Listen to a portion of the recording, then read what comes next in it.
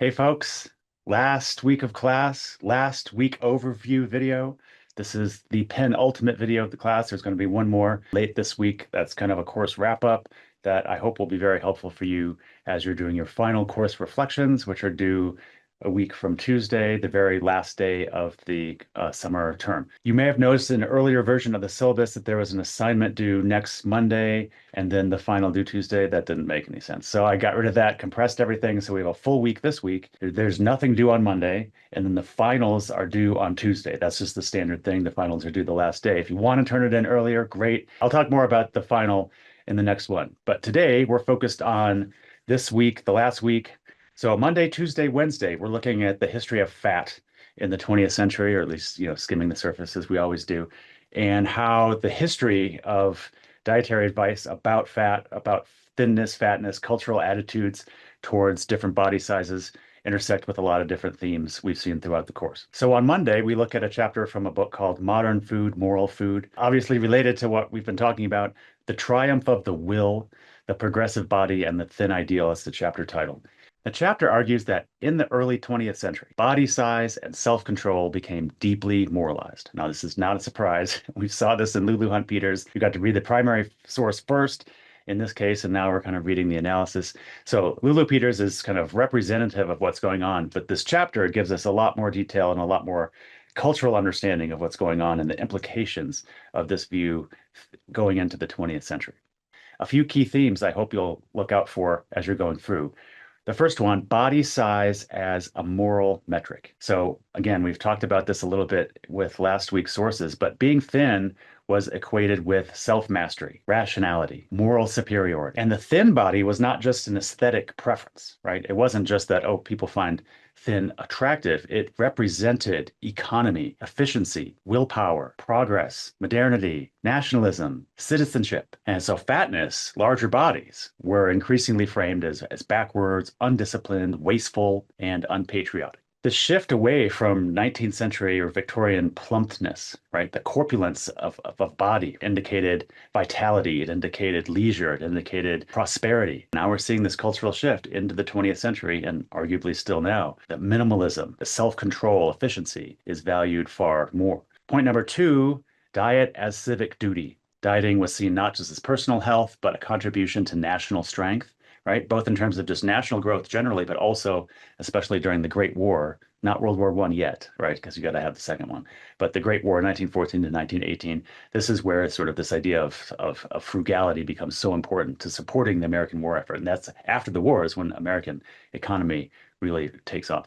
We've talked about this a lot already, so I'll leave that one alone. Number three, though, the rise of willpower as a health tool. And the idea of willpower, and that chapter is really great at explaining this, becomes a central concept to thinking about diet and health. Controlling one's appetite was akin to controlling one's future, right? The way you could practice for a prosperous life was by the willpower to not eat things that you didn't need, right? And that was going to help you in life. So it was kind of this general life skill that you could put on display that was represented by your body. And there's a long cultural legacy of this. Even now, the science is very clear. Willpower is a terrible way to think about change. If you read any self-improvement book in the last 10, 15 years, it starts out by saying willpower is not enough. If that's what you're relying on, you're going to fail. Here's these other techniques you can use. Everyone knows willpower is terrible, but there's still this cultural legacy of, well, you just need to make better choices, right? You've all been told this or seen people talk about it. Our brain is really good at rationalizing stuff, right? Just telling yourself not to eat the cookie, right? Willpower, right? That's one kind of brain activation, but there's this other kind that's telling you, eat the cookie. You had a bad day. You had a great day. You deserve it. You're going to be more productive. You need a little sugar boost, right? There's all kinds of ways we can rationalize stuff. So, and it's really not about willpower. Like you're kind of dumb if you don't follow what your brain is telling you to do. Eat the cookie, but you're not supposed to. Okay, that's enough of that. On Tuesday, we read an article, How the Ideology of Low Fat Conquered America. There's a lot of description, right? It's really boring. I'm sorry, but it's a great description. And you can skim it, right? You don't have to read super carefully. You have to read more carefully than the primary sources we've been actually skimming. But read quickly, right? When you got the point, you don't need more detail, keep going. But it's a great overview of how a very niche diet, low-fat diet, that was recommended for a really small number of patients in certain circumstances becomes a dominant national ideology where most of you weren't alive in the 70s and 80s where everything was low fat. The low fat craze, low fat boxes, low fat cereal, low fat milk, everything was low fat. This happened despite very ambiguous and inconsistent scientific support and consensus. It was never clear that low fat was going to make us healthier, but it becomes this dominant ideology, as she describes. And so it's not just about morality. There's all kinds of specific health reasons associated with being low fat, but the article describes how it transitions from Monday's reading into a larger effort. The article starts off talking about historical roots of weight loss culture. So you get kind of a review of what we did for Monday, just very briefly. So that's helpful. Number two, the scientific origins of the heart and fat link.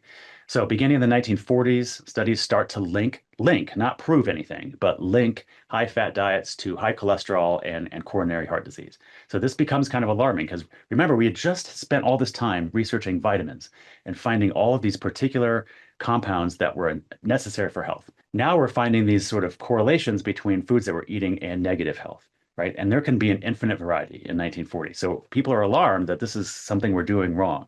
More and more studies and promotions of low-fat diets happen in the 1950s. You get an overview of that. Ancel Keys is a big figure, so linking fat and heart disease and so on.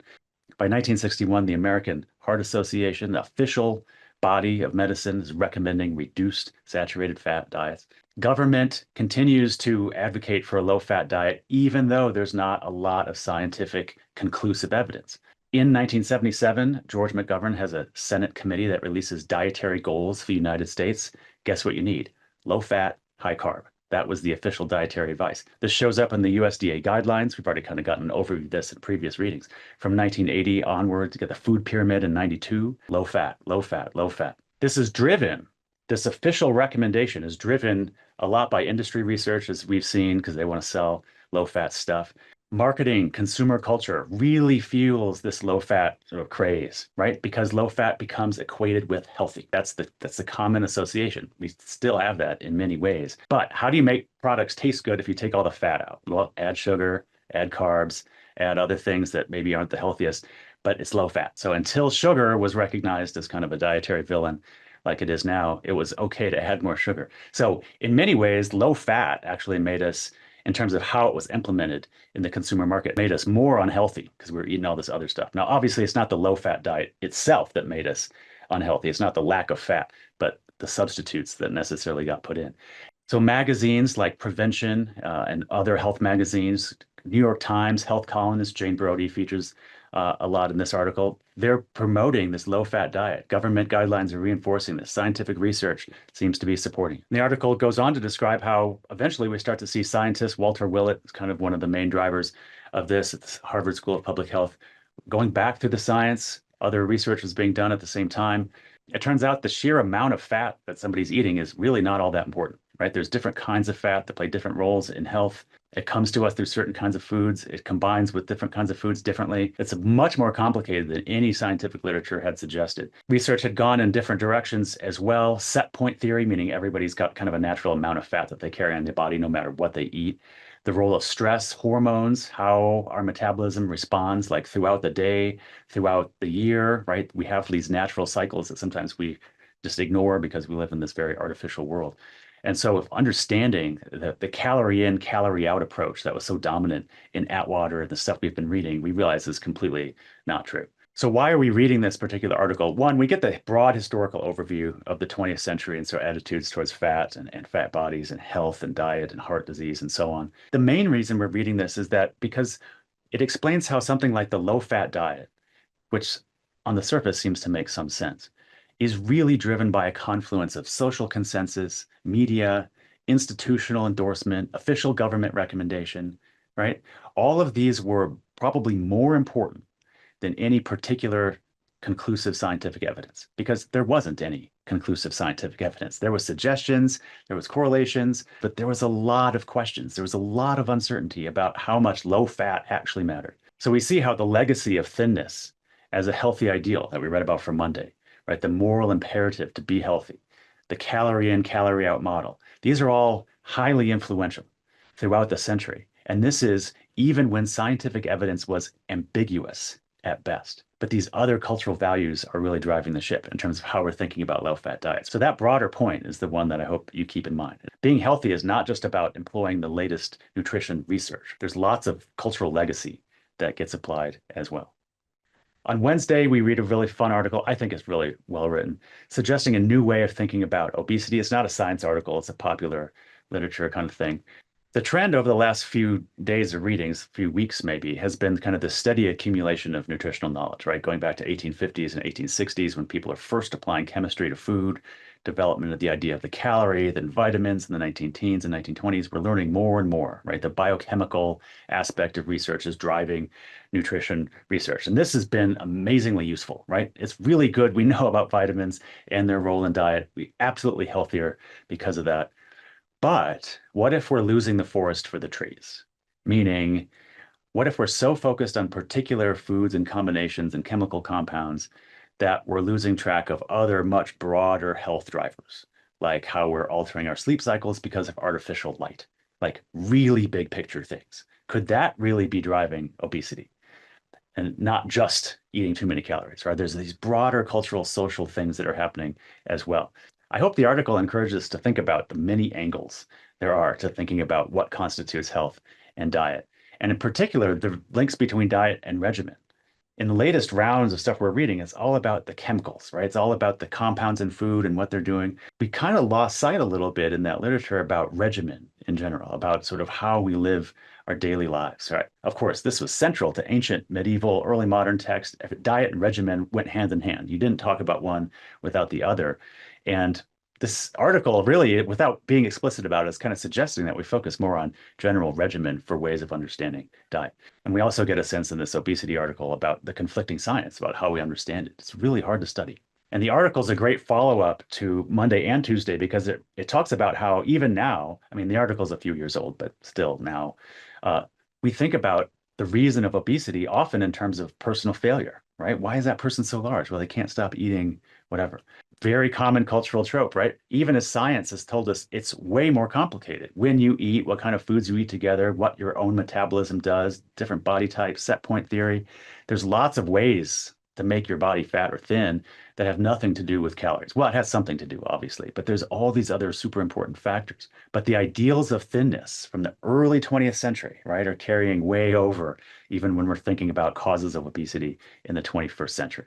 On Thursday, we're extending this discussion of obesity to think about nutrition science in general. I think the article's titled something like Why You Can't Trust What You Read About Nutrition. It's very skeptical, but it's kind of tongue in cheek. It's not saying you can't trust it, but it's trying to get us to think about how we know what we know about the links between diet and health. How do we know certain foods or certain dietary habits improve our health or reduce our risk for a certain disease or whatever? How do we know that?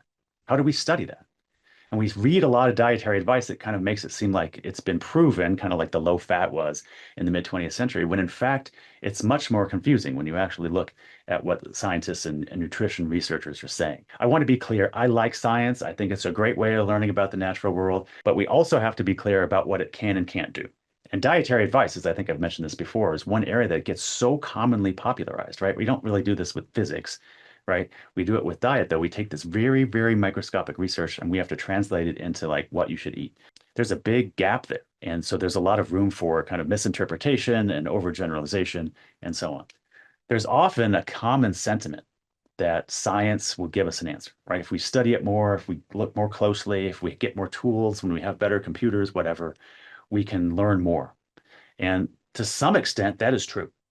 But we're never going to get a straightforward answer of what does your body need to be in optimum health. Like that's just, we're never going to have that. We have to be comfortable with that.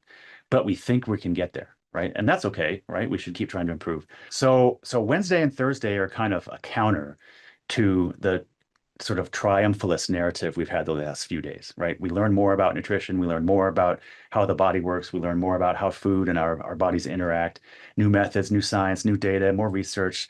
We're learning more protein, vitamins. It's amazing. And it creates this cultural perception that when nutrition research is done, it becomes a matter of fact. But we've seen over and over again, especially last week and this week, there's always a social and cultural element at work in terms of how we're understanding diet and health. It's not just about the latest research, but it's about all these things that we thought were true. Even if we know they're not as accurate as we thought, they're still part of our cultural imagination. They're still part of how we give dietary advice. People still publish books with these assumptions. Parents pass this on to their kids. It persists, right? So it takes some time for this research to be assimilated and kind of replace other knowledge, right? We're seeing this kind of at work in the 20th century. Another reason history is great for the kind of perspective it brings. On Friday, we're putting the class to work. Okay. We're reading an article about a meat only diet. No carbs, no vegetables, just meat. Okay. It's absurd. Don't do that, please. Okay. Not reading this because I want you to eat steak every day. The article itself is pretty well written. It's journalistic. It's fun. It's kind of zippy. It's got good style. It's not academic like Wednesday's article. It tries to understand how this meat only diet could exist. Does a little history, does some interviews, has some protagonists, some antagonists, some pro-meat people, anti-meat people, and he's trying to sort of triangulate what's going on. But it has a number of alarming blind spots. The article, the point of it is to help people understand why this diet would exist and why it's popular.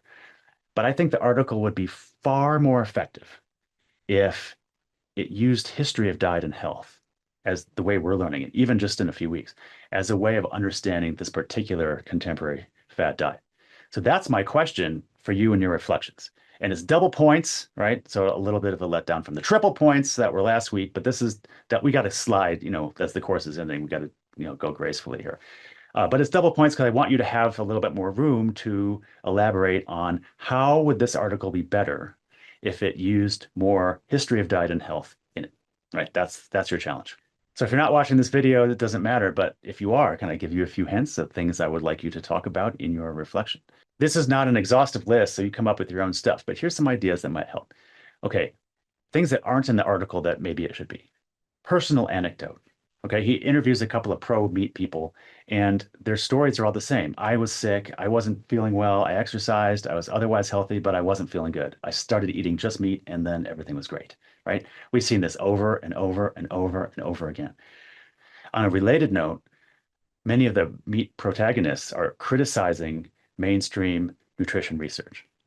They're going to tell us something that no one else will, right? Oh, all the doctors think this, but here's the secret, right? This is what you should do. This is a big part of the appeal of fad diets. History shows this to be constant. We saw this in the 1800s. Even Galen's talking about people who sort of make these bizarre claims. This is why people like conspiracy theories, right? It's because they feel like they're getting this secret knowledge and they're becoming special. They know something that other people don't, right? Even though it's bonkers.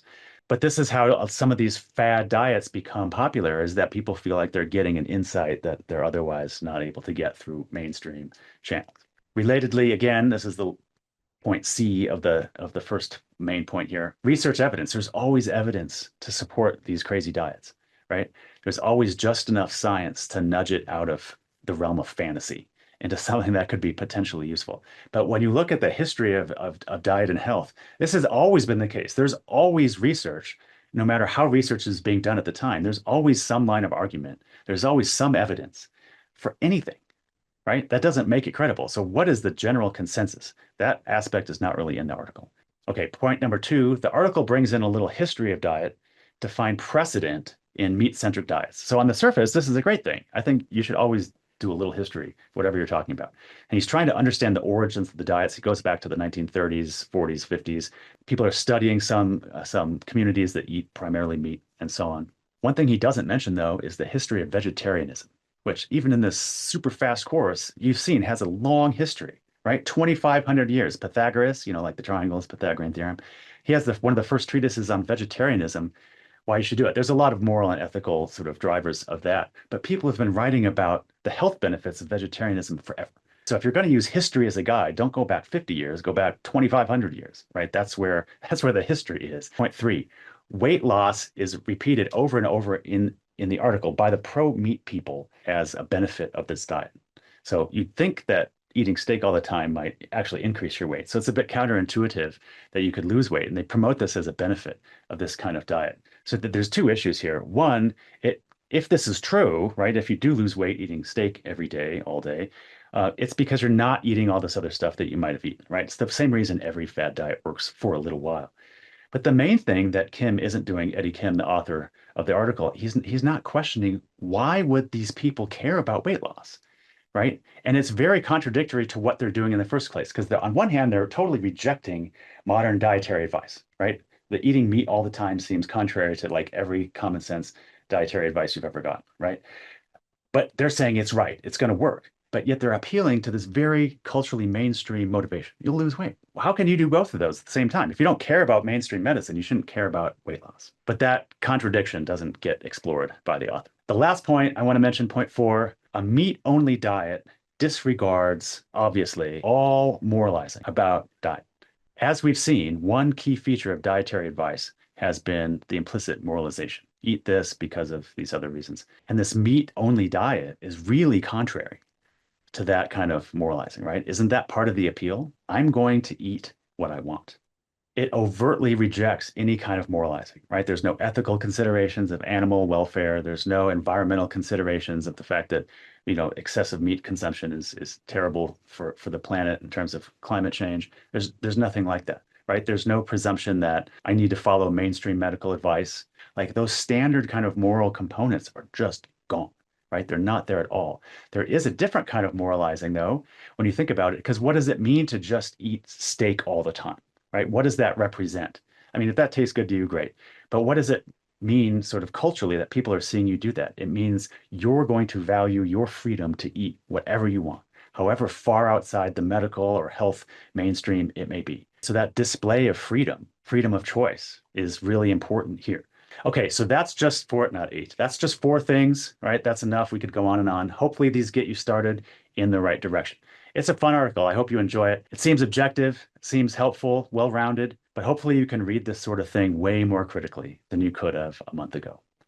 So the last thing I want to say is thinking through these broader issues throughout the readings this week. How do we promote health and diet? How do we talk about it? The rhetoric of diet and health. How does it get promoted in certain ways? What's the relationship between what we know and research? What are the cultural influences on dietary advice? What are the historical influences on dietary advice?